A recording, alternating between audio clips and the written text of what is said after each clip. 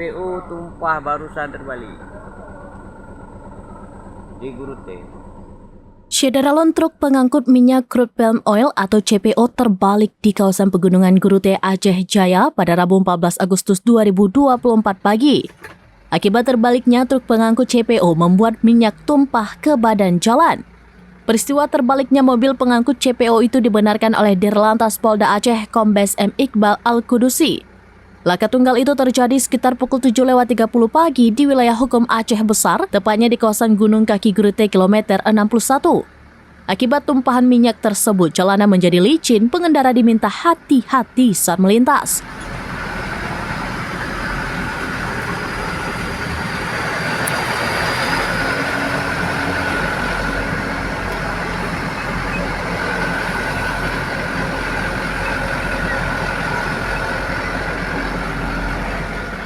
Sementara jalur barat ditutup sampai evakuasi selesai.